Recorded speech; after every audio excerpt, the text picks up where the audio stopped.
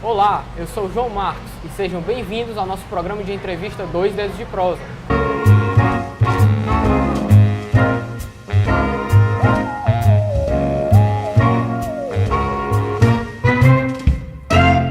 E hoje estamos aqui com a professora da Faculdade Cearense, formada em jornalismo pela Unifor e mestre em comunicação e semiótica, Renata Gauch.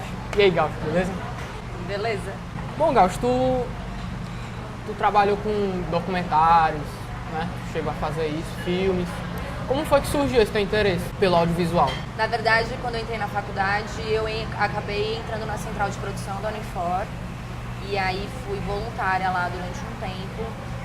E nessa época a central de produção fazia um grande programa, um programa que eu julgo ser muito importante, que parou de ser produzido, que é o Curta Ceará. Onde grandes artistas, realizadores cearenses iam lá comentar sobre os filmes deles e a gente passava o filme também, né? E eu fiquei um tempo trabalhando nisso, depois fui convidada para ser bolsista da TV Unifor, né? Fiquei 2 anos. Eu comecei a fazer uns cursos livres no Dragão do Mar, estudar cinema e conhecer as pessoas daqui que faziam cinema, que são pessoas muito bacanas, como o Alexandre Veras, o Ivo Lopes Araújo.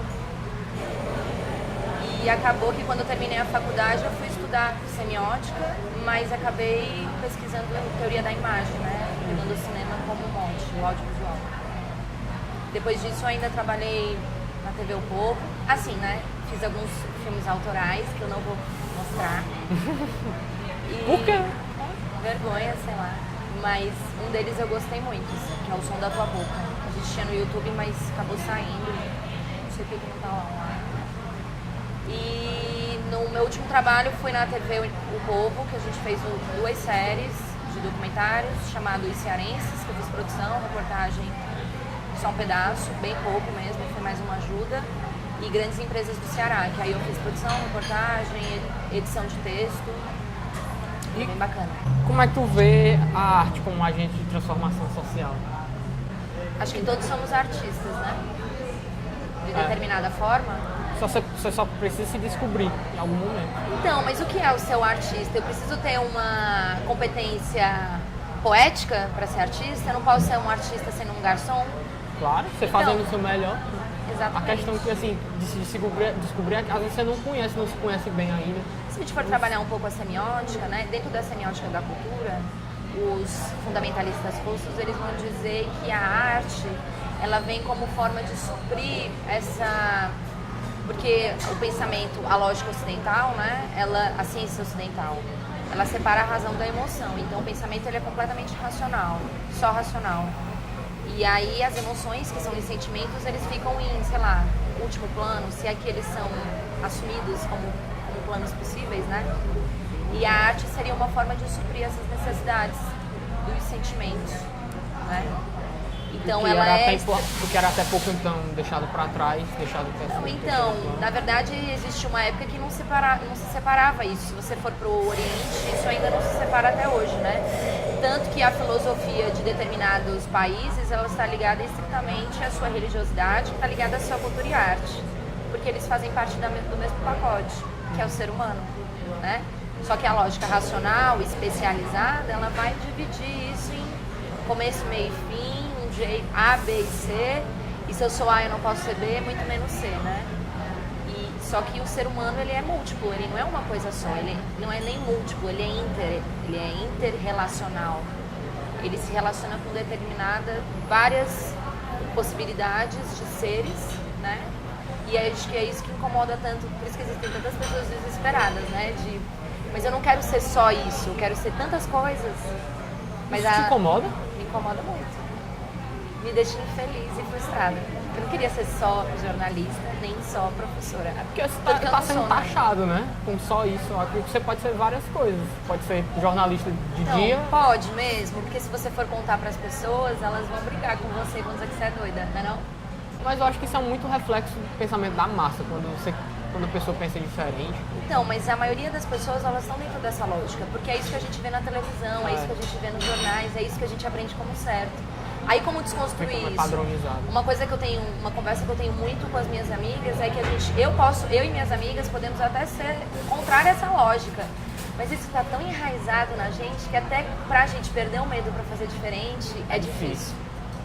É muito difícil. É complicado mesmo. Não é fácil. Entendeu? Você está brigando consigo mesmo. É. E tem muito medo envolvido, né? É porque é uma coisa que você já vem aprendendo desde pequeno, né? Quando você tiver 18 anos, você vai pra faculdade, se forma, consegue um emprego. Casa, tem filho, compra filho, carro,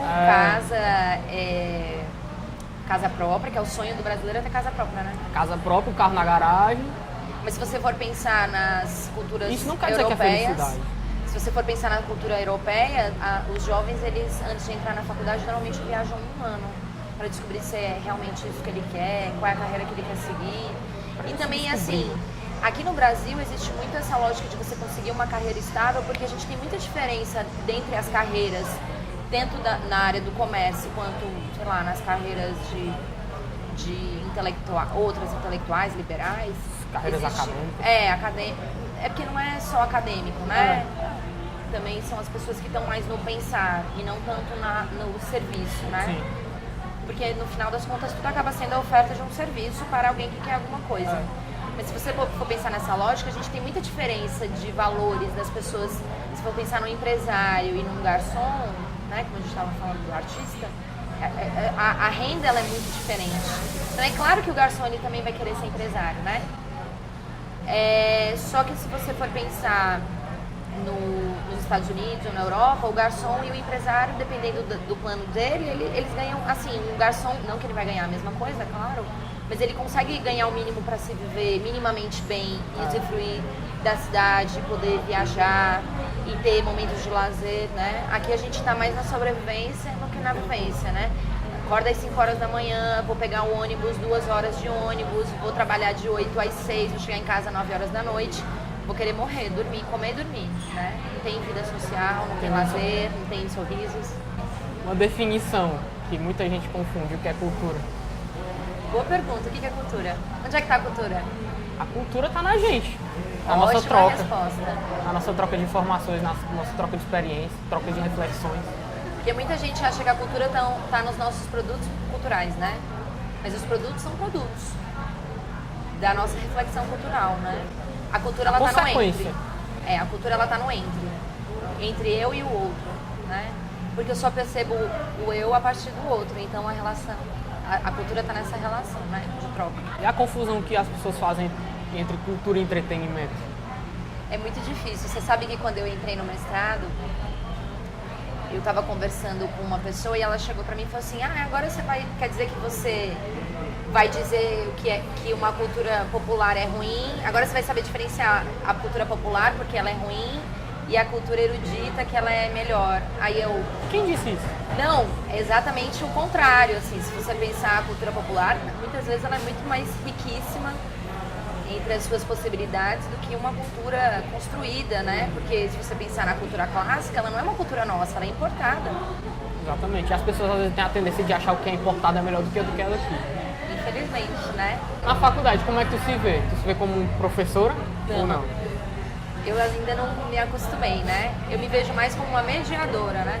Eu não sei se é porque eu vim de ONG, trabalhei muitos anos com ONG e acabou que eu comecei sendo comunicadora popular e trabalhando com oficinas, mas eu acho que o professor ele é um mediador de conhecimento, ele não é cheio de luz, o aluno, o ser sem luz, né? Acho que é uma troca, uma conversa, o professor ele tem ferramentas. Isso é muito mais comum na faculdade do que no ensino colegial, né? É que a gente está no ensino tradicional, né?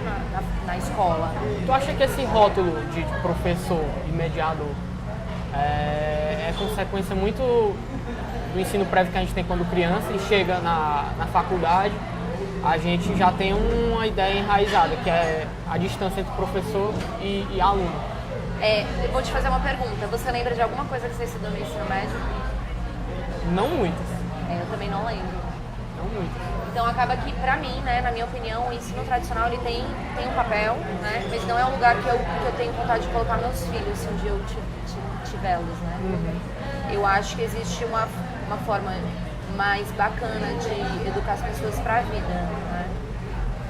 E a gente ainda está muito preocupado, mas essa é a lógica capitalista, né? De formar profissionais e não seres humanos. Exatamente, eu também acho isso. E aí na faculdade ainda há um embate, né? Você chega na faculdade é difícil quebrar essa lógica com alguns alunos, mas na comunicação social isso é muito mais fácil. Assim. Eu não tive graves problemas com a minha metodologia, por exemplo, de trabalho. E eu sei que muitos professores, eles trabalham muito com a mediação, com a construção de conhecimento junto com o aluno, e vão aqui discutir o texto. E não ficar na frente do quadro copiando, você anotando, e eu falo e você escuta. Acho que... Bom, a gente vai para o intervalo e no próximo bloco a gente tem o quadro das bolachas.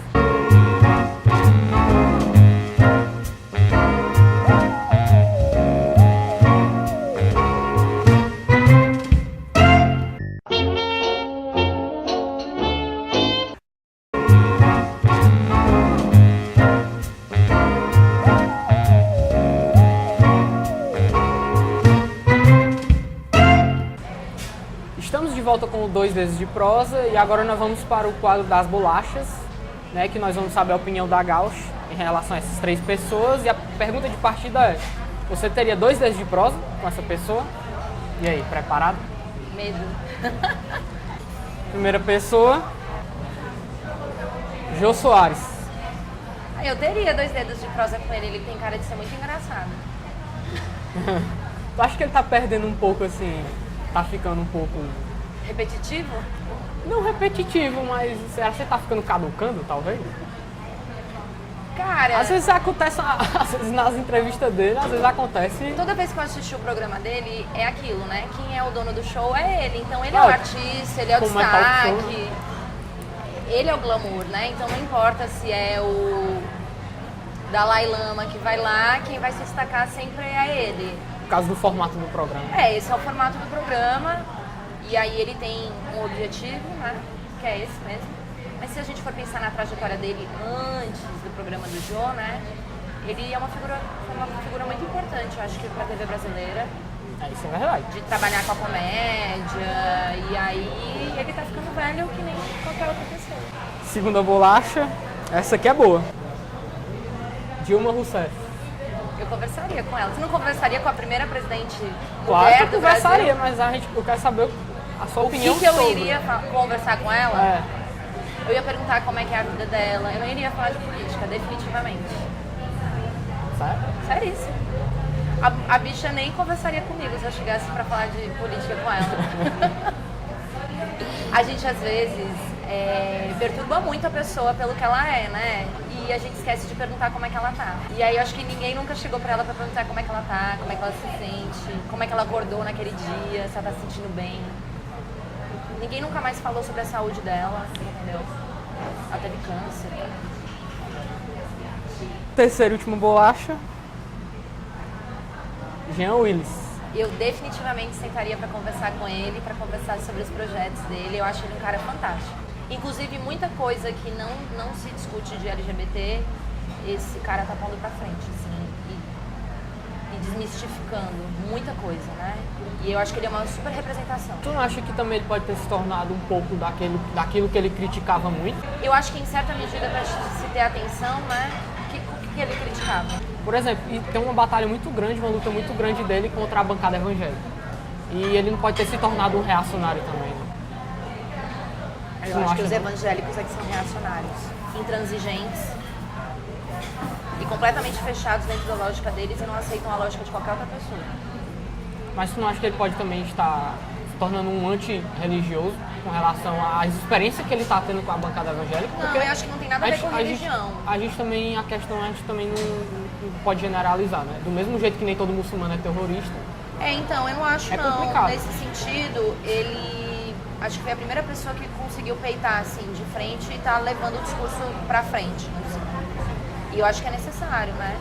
E eu não acho que ele tá virando um anti-religião, porque o problema dele não é com o evangélico, com a religião. O problema é como os evangélicos, de uma determinada maneira, leem essa religião e se portam de determinada maneira, querendo decidir sobre a vida das pessoas que não têm influência pra eles. Então quer dizer que só porque eu sou homossexual eu não posso beijar homoafetivo, né? Não posso beijar outra pessoa do mesmo sexo? O que isso tem a ver com o evangélico? O que isso tem a ver com a vida dela? Né? Eu gostei muito de um texto que saiu no Facebook de uma menina que escreveu assim: o casamento homoafetivo só diz respeito às pessoas que vão se casar e que são homoafetivas. O beijo lésbico só diz às pessoas, as mulheres lésbicas que vão se beijar. Quem não tem nada a ver, quem não pratica, quem não tem essa preferência, não tem nada a ver com isso. Você acha que as pessoas devem decidir quem vai ser a sua namorada? Claro que não, isso é ridículo. Pois é. Então, isso é ridículo. Isso é ridículo. E isso não tem nada a ver com religião. Isso tem a ver com... Vida, direito do ser humano. Exato. E aí eu acho que a bancada evangélica que está sendo reacionária a querer dizer o que os outros devem como fazer. o ser humano deve viver dentro da sua privacidade ou até dentro do espaço público que é de todos e todas. Bom, Gato, obrigado pela entrevista. De nada. Gostei muito. Bom, é isso, gente. O Doideiras de Prosa fica por aqui. Até o próximo programa. Valeu. Tchau, galera. Isso aí, mano.